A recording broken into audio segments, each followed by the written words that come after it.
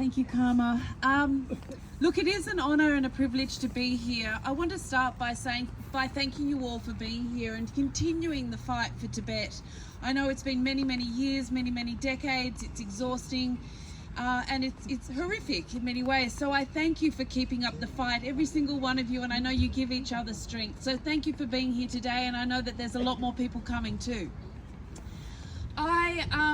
As you heard, I'm Dr. Sophie Scomps. I'm a federal MP on the northern beaches of Sydney, and I'm extremely proud that we have a very large Tibetan community there that is thriving. I'm so proud of them all in the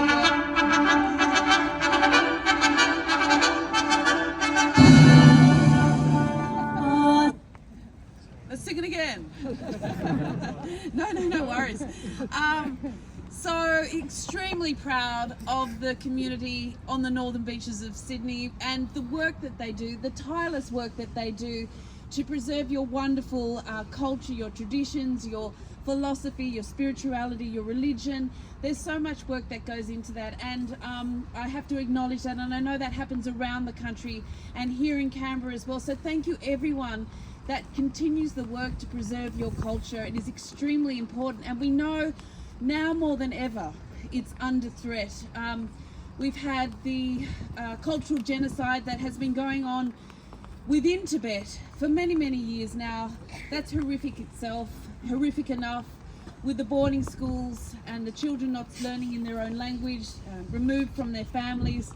That is horrific. But with these new ethnic unity laws that have been introduced,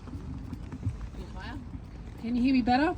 But the new ethnic unity laws that have been introduced by China are just, I think the word is horrific. And I've been calling on the government to repeal these laws and to condemn these laws. So I am just here to say that we are supporting you in this. We want you to continue the fight to have a free Tibet. We support you in having a free Tibet. And I will continue to support and do whatever I can to support the people of Tibet, both here in Australia and in Tibet itself. And the other thing I wanted to say as well is I know how important it is that you have facilities so that you are able to continue to practice your culture, to learn your culture. And so on the northern beaches, I'm really aware that you don't have, like, the community doesn't have their own hall. So that makes it extremely difficult. It is an expensive place, the northern beaches, but just last week I met with the minister just to talk about how we can get a hall for our Tibetan community so it's easier for you to be able to continue to learn and protect your culture. So I'm doing what I can in a practical sense. I'm doing what I can in a political sense. I just have to thank you all for your amazing tenacity.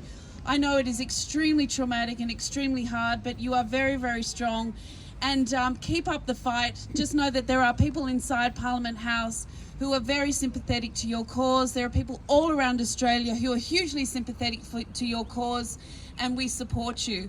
And I also want to say, I know that the suffering of Tibetans has been immense for decades, but it was absolutely extraordinary when I met His Holiness the Dalai Lama, and just his attitude to also recognizing that without what happened to Tibet, the Tibetan philosophy, the Tibetan religion would not have been expanded to the rest of the world. And I know so many people have solace and actually follow the Tibetan philosophy and teaching. So huge amount of suffering for you guys, and I just want you to know that there are many of us that support you. So thank you for being here today.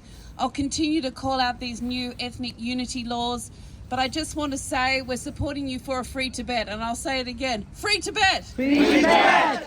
Great. Yeah.